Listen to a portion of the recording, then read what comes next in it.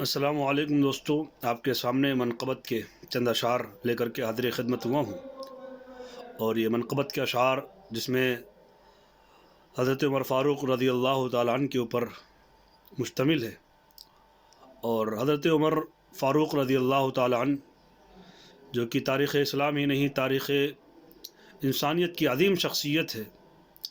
دنیا کے جتنے فاتحین ہیں اور جتنے بھی بادشاہ ہیں، وہ سارے لوگ حضرت عمر فاروق رضی اللہ تعالیٰ عنہ کے دور کو ایک آئیڈیل کے طور پر دیکھتے ہیں۔ جس طرح آپ نے اپنے فتوحات کا دائرہ وسیع کیا، لوگوں کے مسائل کو سنا سمجھا اور لوگوں کی فریاد رسی کی، جس طرح امن و امان کا ایک ماحول قائم کیا، اور جس طرح انہوں نے فوجی نظم و نسق، آرمی، جنگ، فوج، نظام، سچائی اور اسی طرح رفائی اور اسی طرح سماجی جو کام کیا ہے، آج بھی انہی کے نقش قدم پر دنیا چل رہی ہے۔ لوگ مانے یا نہ مانے، لیکن جتنے بھی اس طرح کے کام ہیں، عملی طور پر رفائی کام ہے، اس میں سیدنا حضرت عمر فاروق رضی اللہ تعالی عنہ کا عکس دکھائی دیتا ہے۔ آپ کے بارے میں حضرت اللہ کے رسول صلی اللہ علیہ وسلم نے فرمایا تھا، لو کان بعدی نبی لکان عمر، کہ اگر میرے بعد کوئی نبی ہوتا، یعنی نبیوں والی جو کوالٹیز تھی، نبیوں والے جو اوصاف ہوتے ہیں، وہ سب سارے اوصاف پائے جاتے تھے، لیکن فرمایا کہ چونکہ میرے بعد نبوت کا سلسلہ ختم ہے، میرے بعد کوئی نبی نہیں آئے گا۔ فرمایا لو کان بعدی نبی لکان عمر، میرے بعد اگر کوئی نبی ہوتا تو عمر ہوتے۔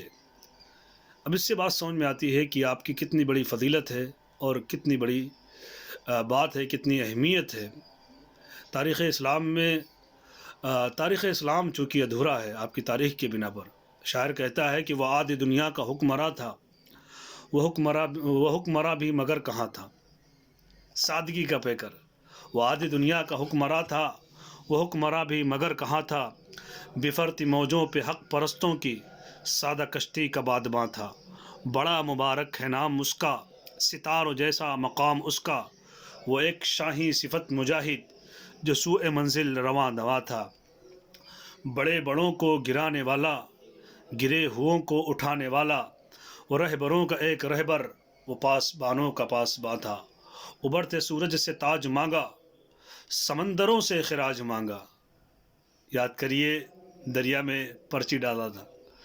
ابھرتے سورج سے تاج مانگا، سمندروں سے خراج مانگا، کسے خبر ہے کہ اس کا سکہ جہاں میں جاری کہاں کہاں تھا۔ وہ نیک سیرت حیا کی خاطر لڑا ہمیشہ خدا کی خاطر، وہ دیکھنے میں ایک ہی تھا مگر حقیقت میں کارواں تھا۔ قلندرانہ حیات اس کی، سکندرانہ صفات اس کی، کبھی ردا تھا وہ مفلسوں کی، کبھی وہ ریشم کا سائبہ تھا۔ وہ ایک عنوان تھا بشارتوں کا، بصیرتوں کا، بصارتوں کا، اسی سے رستے تلاش کرنا، وہ دین فطرت کی کہکشاں تھا۔ مؤرخانہ پیام توبہ، منافقانہ زبان توبہ، وہ اس گھڑی بھی چمک رہا تھا جہاں جہاں جہاں یہ دھواں دھواں تھا۔ حسن سے پوچھو، علی سے پوچھو، تم اس کی بابت نبی سے پوچھو، اندھیری شب میں چراغ بن کر جو ساری دنیا میں دو فشاں تھا۔ شہنشاہوں پر تھا روب تاری، کہ انجم اس کی تھی ضرب کاری، ہر ایک ظالم سمٹ رہا تھا جدھر جدھر تھا جہاں جہاں تھا۔